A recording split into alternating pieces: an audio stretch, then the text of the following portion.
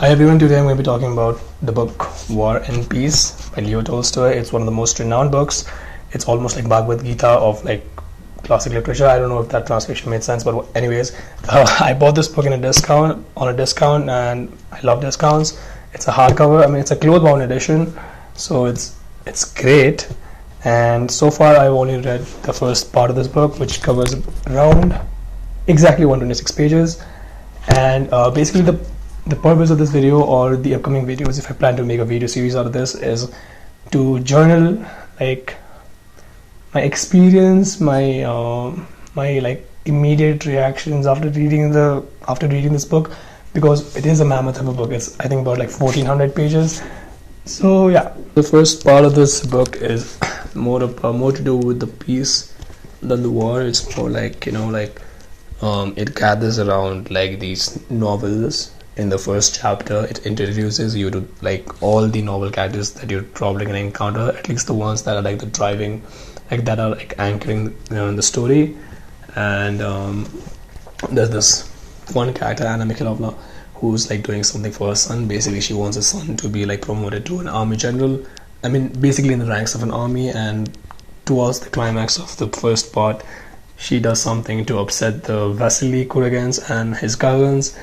So there's an arc that Tolstoy wonderfully covers, and in between these 100 pages of the first part, Tolstoy tells a lot of like interconnected stories, in that he mentions about the historical relevancies.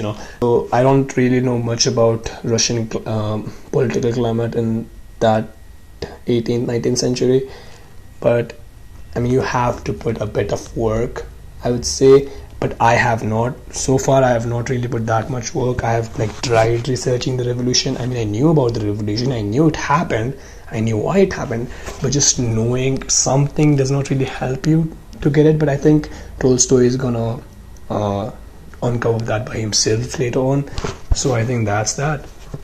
Tolstoy is like a genius. He orchestrates this multitude of very unique characters that he weaves so beautifully.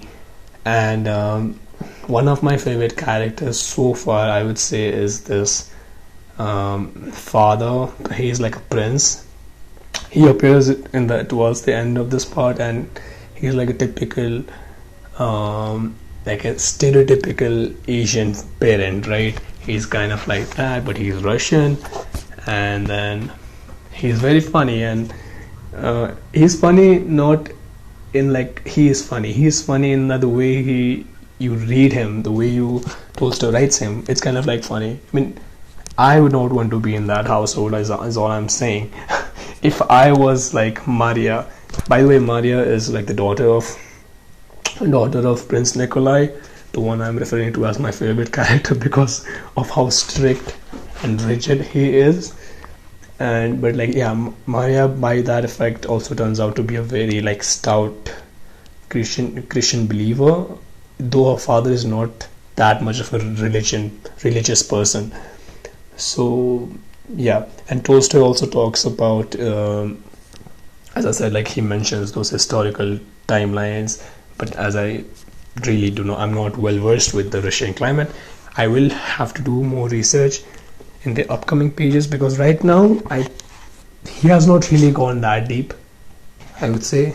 And I was reading the second part where he is kind of going deep, because now the General Kutuzov is like he's marching into Austria. Sorry, marching is a very strong word. He's going to Austria with his like army commandments, and then he's trying to put off the Austrians. Like he's trying to be like, oh, we are poor.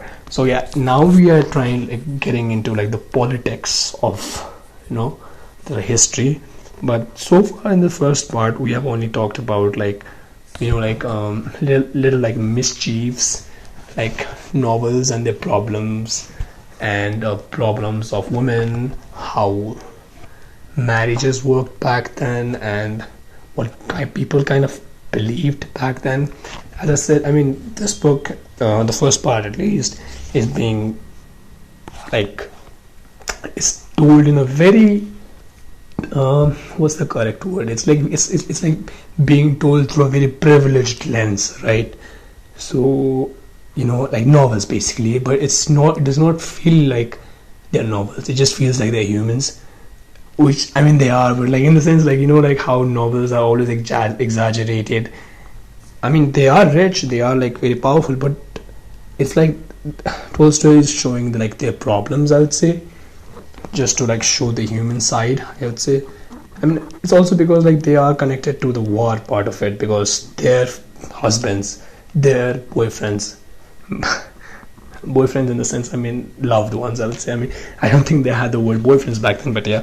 So yeah, their loved ones are going to war and how it's gonna affect them. I think that's what's coming in the upcoming parts.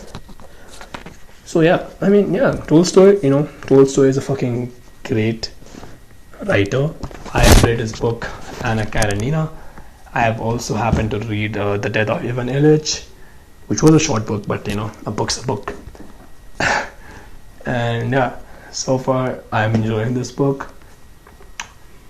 I didn't really have to talk that much. I didn't have that much magnitude to talk about the first part, but I hope when I finish part 2 or part 3, I get to talk a lot more about it, more in depth, once I also like do my research properly. And yeah, that's the video. Thank you.